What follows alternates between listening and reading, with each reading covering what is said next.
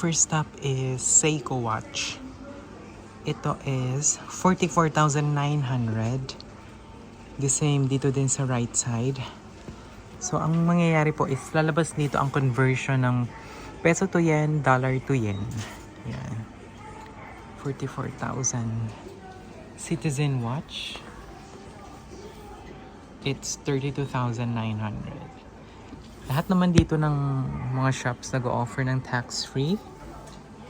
Pag 5,000 and above, tax-free. Ibig sabihin, I'll give you an example. So for example, ito 44,900 plus tax na 10%. Kaya ang total price is 49,390. So ang babayaran mo na lang is 44,900. Ito Casio G-Shock. Pasensya na kayo sa flickering Ito wala nang flickering. Yan, wala nang flickering. Ito 14,900. 12,900. If you like this kind of vlog, please like, share, comment, and subscribe. At shout out na din at i-comment mo na din kung saan mo napanood itong vlog, kung saan ka nakatira para alam ko kung saan nakarating itong video natin for today. Ito 10,900 Casio. Ito din mga 19,900 yen. 6,900 yen. Ito Casio G-Shock. 7,900 yen. Swatch. Ito is Swatch. 3,900 yen. Ayun G-Shock. Ito naman is G-Shock. 12,900. And then yung isa is Casio. 8,900 yen. So we are at the 2nd Street.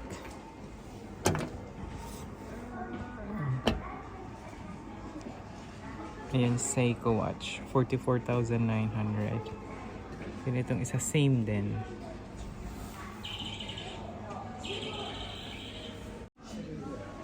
Citizen watch, 18,000. Then yung katabi niya, 15,000 yen. Ito guys, mga Citizen watches. Itong ganda tong isa 48,000 yen. Ito din katabi niya, 48,000 yen. Pero mas maganda tong isa. Tsaka ito din, 18,000 yen.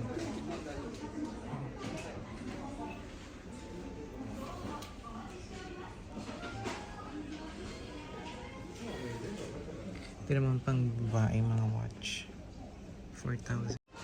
Dito tayo sa vintage watches. Elgin, 8,000 yen. Ito medyo pricey din siya. Versace, 48,000.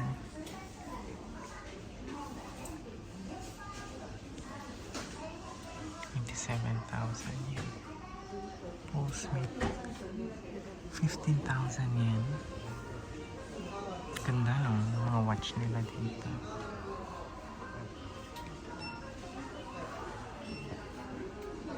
Ito din. Be-Real.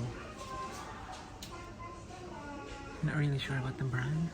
Pero ito is 10,000 yen. Ito Seiko Vintage. 8,000.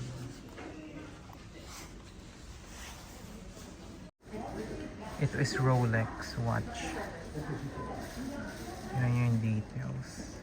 Yung price is 1.1 million yen.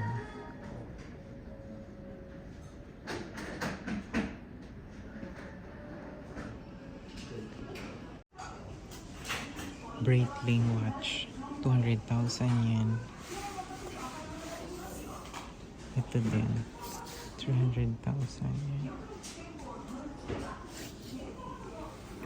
Omega watch. Ito is 260,000 yen, 300,000 yen, and 90,000 yen. Itong isa is 180,000 yen. Roberto Cavalli watch. This is 40,000 yen. Seiko. Roberto Cavalli. Ang ganda nitong Roberto Cavalli. 40,000 yen. Seiko. G-Shock. 25,000 yen. Ito is 32. 80,000 yen. This one naman 70,000 yen. Hamilton.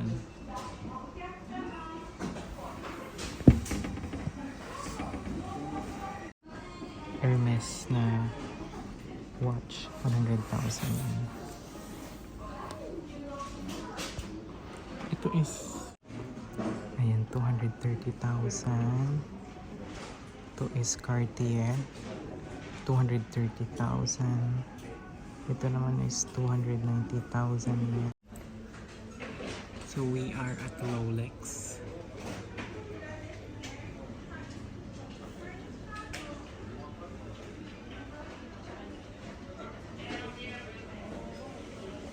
$800 to 2,000 yen.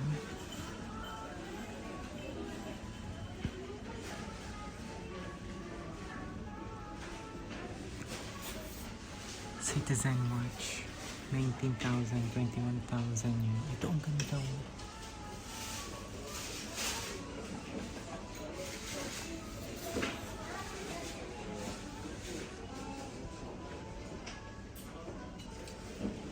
$18,000 yen.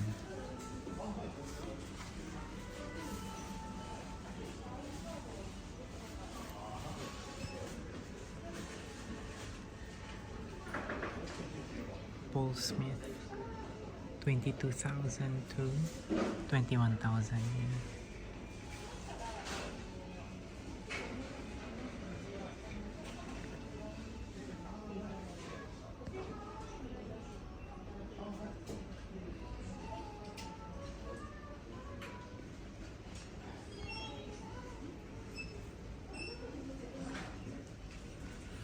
Ito Timberland.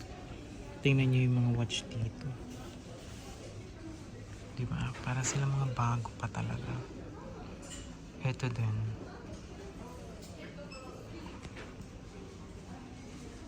$9,000 yan. Ito G-Shock, Seiko. Casio pala. $100,000.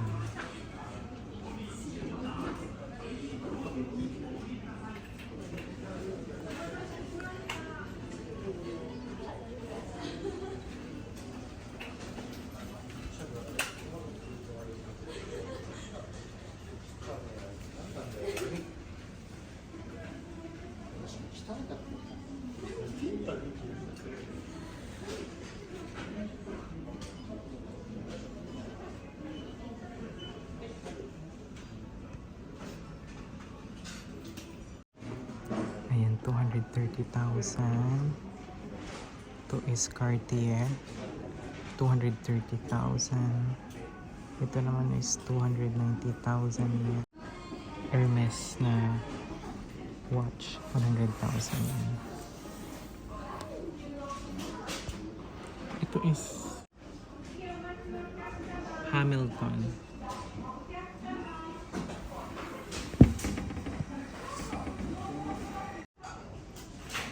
Breitling watch, 200,000 yen. Ito din, 300,000 yen. Omega watch.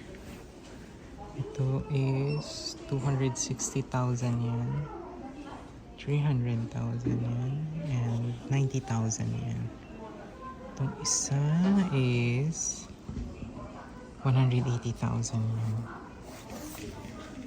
Roberto Cavalli watch. This is 40,000 yen. Seiko. Roberto Cavalli. Ang ganda nitong Roberto Cavalli. 40,000 yen. Seiko. G-Shock.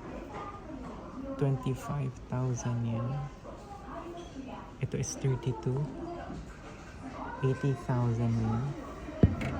This one naman 70,000 yen. Dito tayo sa vintage watches. Elgin, 8,000 yan. Ito medyo pricey din siya. Versace, 48,000.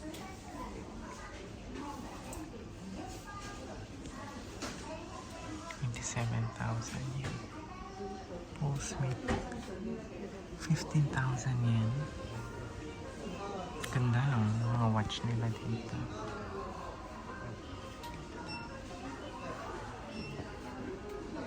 Ito din. Bewell. Not really sure about the brand, pero ito is 10,000 yan. Ito Seiko Vintage. 8,000.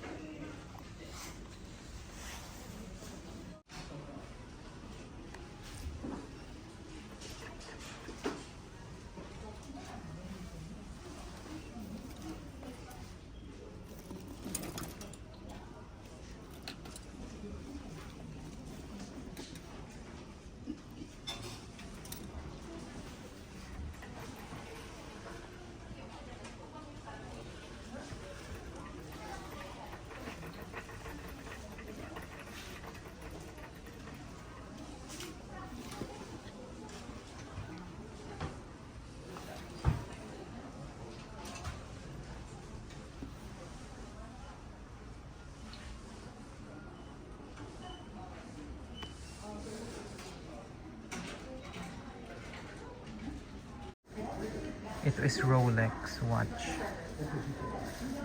Yan yung details.